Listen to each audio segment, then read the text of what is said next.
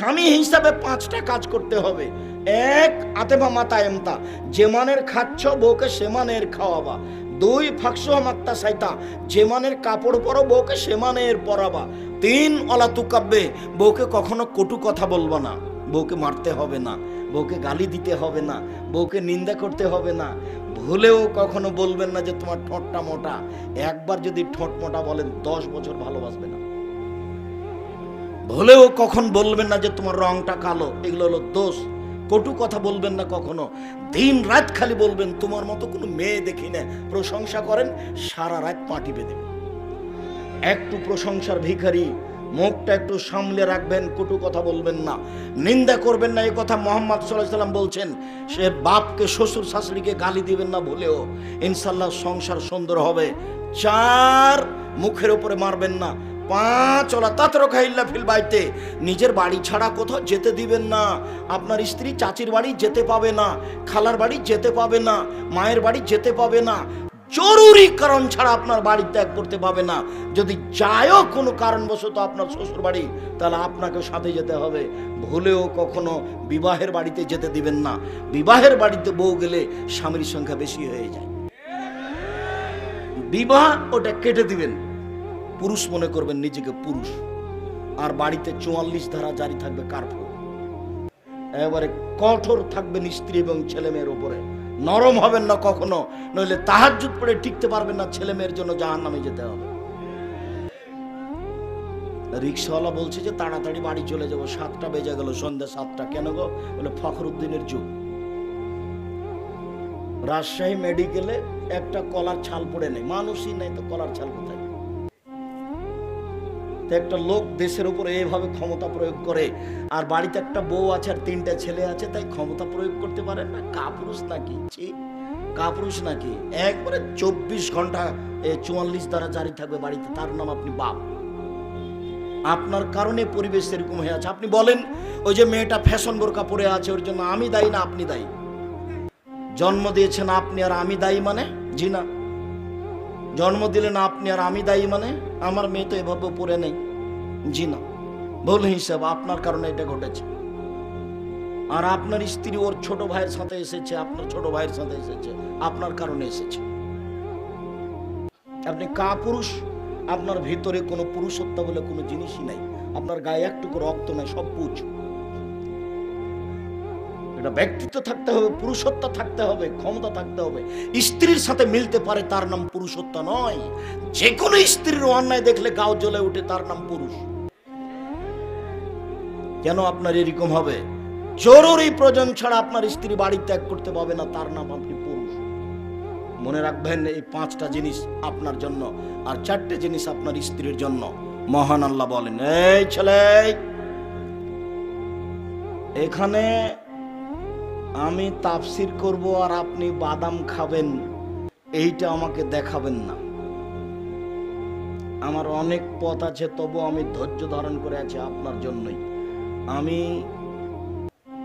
ঢাকা থেকে রাজশাহী গেছি, রাজশাহী থেকে বাগেরহাট গেছি, বাগেরহাট থেকে বরিশাল গেছি, বরিশাল থেকে আপনার এখানে এসে আমি কথা বলছি। দয়া করে আপনি আমাকে কোনো প্রয়োজন দেখায়েন না।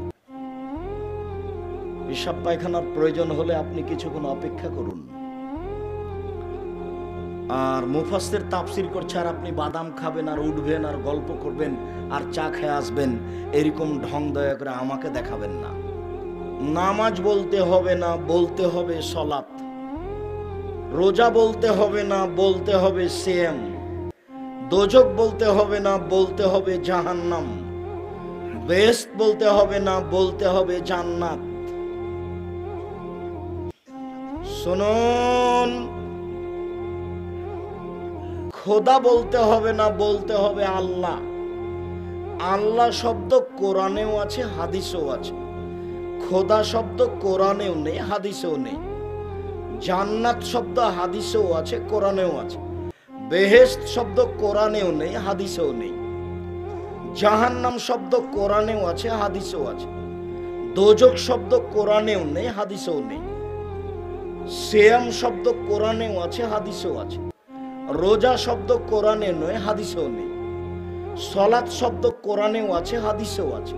নামাজ শব্দ কোরআনে নয়, হাদিসে নেই, এমনিতেই চলছে গায়ের জোরে।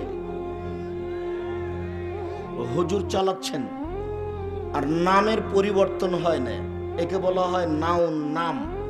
কোরআন মাজিদ বাংলাতে কোরআন, উর্দুতে কোরআন, ইংরেজিতে কোরআন। নামের পরিবর্তন হয় না। তো নামের পরিবর্তন হলো কি করে? ওই যে বেদাতিরা, মুশরিকরা ইরানে পরিবর্তন করেছে, ওই ইরান থেকে ঘুরতে ঘুরতে পাক ভারতে এসেছে। তো যারা ইসলাম ধর্ম নিয়ে এসেছেন তারা তরিকাপন্থী, তারা চিশতি, যার কারণে নাম পরিবর্তন হয়ে আছে। আর এদেশে রাজত্ব চলেছে তরিকাপন্থীদের। যারা মোগল, তারা ফার্সি ভাষার লোক ছিল, 750 বছর তাদের ক্ষমতা চলেছে। তারা চলে গেলে এদেশে ক্ষমতা থেকেছে ইংরেজদের 190 বছর।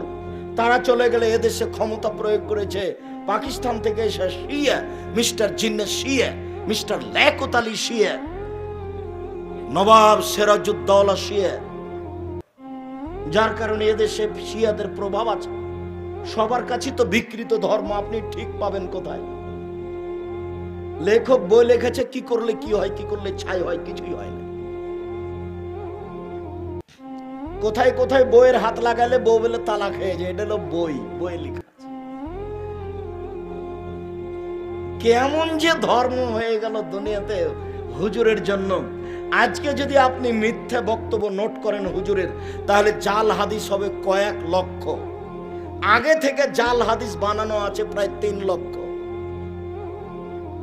আপনি যে একটা হাদিস মুখস্থ করেছিলেন, উতলুবুল ইলম ওয়ালাউ কানা বিসিন, শিক্ষার যদি চীন যেতে হয় তবুও যাও, এটা রাসূলের কথা না, এটা মিথ্যা কথা। হুব্বুল ওয়াতান মিনাল ঈমান, দেশকে ভালোবাসতে ঈমানের অঙ্গ, এটা রাসূলের কথা না, এটা মিথ্যা কথা।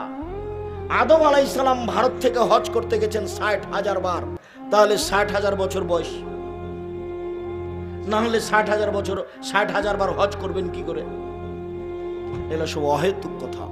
সম্মানিত দ্বীনি ভাই বোন, আল্লাহ তাআলা সালাত আদায় করার জন্য আদেশ করেন। ওযু করে সালাত আদায় করতে হয়, পানি নেই তায়াম্মুম করে সালাত আদায় করতে হবে।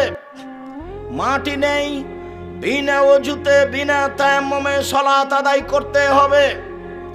কিবলার দিকে মুখ করে সালাত আদায় করতে হয়। কিবলা বোঝা যায় না, কিবলা ছাড়াই সালাত আদায় করতে হবে। দাঁড়িয়ে সালাত আদায় করতে হয়, দাঁড়িয়ে থাকা যায় না, বসে থেকে সালাত আদায় করতে হবে। বসে থাকা যায় না, শুয়ে থেকে সালাত আদায় করতে হবে। শত্রুরা তাড়া দিয়েছে, দৌড়িয়ে চলে যাচ্ছেন, এই দৌড়ানো অবস্থাতেই সালাত আদায় করতে হবে। গাড়িতে উঠে আছেন, শিকল ধরে আছেন, মানুষে ভিড়ে ঠেলে ঠেল মানে না, এই সময় সালাত আদায় করতে হবে। পরিষ্কার কাপড় পরে সালাত আদায় করতে হয়। পরিষ্কার কাপড় নেই, যেই কাপড়ে পেশাব পায়খানা লেগে আছে ওই কাপড় পরেই সালাত আদায় করতে হবে। পরিষ্কার অপরিষ্কার কোনো কাপড়ই নেই, কারণবশত আপনি উলঙ্গ হয়ে আছেন, এই উলঙ্গ অবস্থাতে নামাজ পড়তে হবে, পড়তেই হবে। তাই আমি বলেছি, আফগানিস্তানে, ইরাকে, মুসলিম দেশে মার্কিন সৈন্য ঢোকে, মুসলিম মহিলাদেরকে উলঙ্গ করে তাদের চোখের সামনে হাঁটতে বলে। এই সময়ে যদি সালাতের টাইম হয়ে যায়, তাহলে উলঙ্গ অবস্থাতে এই মহিলাকে সালাত আদায় করতে হবে, করতেই হবে। পৃথিবীতে এমন কোনো পরিস্থিতি নেই যে পরিস্থিতিতে সালাত আদায় করতে হবে না। মানুষের জীবনে সবচেয়ে গুরুত্বপূর্ণ কাজ হলো সালাত আদায় করা। মানুষের জীবনে এর চেয়ে কোনো গুরুত্বপূর্ণ কাজ পৃথিবীতে নেই।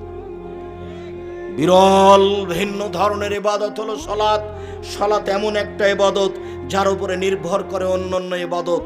সালাত এমন একটা ইবাদত যার উপরে নির্ভর করে অন্যান্য ইবাদত। আব্দুর রাজ্জাক সাহেব বলেছেন যে ইবাদতের সবচেয়ে দামি ইবাদত সিয়াম। আব্দুর রাজ্জাক সাহেব বলেছেন সিয়াম রোজা থাকলে আল্লাহ খুব বেশি সন্তুষ্ট হন, সবচেয়ে দামি ইবাদত। এ কথা ঠিক, তবে যদি সালাত না থাকে তাহলে সিয়ামকে এভাবে কেটে দিবেন, এটা বাতিল। ইবাদতের জগতে সবচেয়ে শক্তিশালী পাওয়ারফুল ইবাদত হলো দান। দানের চেয়ে শক্তিশালী ক্ষমতাধর ইবাদত পৃথিবীতে নেই। আপনি যদি দান করেন তাহলে আল্লাহর রাগ মিটে যাবে, আল্লাহ আপনাকে জাহান্নামে দিবেন, সিদ্ধান্ত নিয়ে আছেন। আপনি 500 টাকা দান করলেন, তখন আল্লাহ বলছেন আচ্ছা আচ্ছা ঠিক আছে, যাও যাও জান্নাতে। নরম হয়ে গেছে, দানের ক্ষমতা। আপনার মায়ের কবরে শাস্তি হচ্ছে, আপনি 5,000 টাকা দান করলেন, কবরের শাস্তি বন্ধ। আমি বলিনি এই কথা, মুহাম্মদ সাল্লাল্লাহু আলাইহি ওয়াসাল্লাম বলেছেন। রাসূল সাল্লাল্লাহু আলাইহি সাল্লাম বলেন, পানি যেমন আগুনকে নিভাতে পারে, দান তেমন পাপকে নিভাতে পারে। বিচারের মাঠে যারা দান করবে তারা দানের ছায়াতলে থাকবে, যতক্ষণ পর্যন্ত বিচার চলবে ততক্ষণ পর্যন্ত দানের ছায়াতলে থাকবে। আমি অনুবাদক মুহাম্মদ সাল্লাল্লাহু আলাইহি সাল্লাম এভাবে বলেছেন। পৃথিবীতে সবচেয়ে শক্তিশালী ক্ষমতাধর ইবাদত হলো দান। এর পরেও যদি সালাত না থাকে তাহলে আল্লাহ দানের মতো ইবাদতকে কেটে দিবেন। এক ফোঁটা চোখের পানি আল্লাহর কাছে সবচেয়ে প্রিয়। এক ফোঁটা চোখের পানি আল্লাহর ভয় আল্লাহর কাছে যত প্রিয়, কোন ইবাদত আল্লাহর কাছে তত প্রিয় নয়।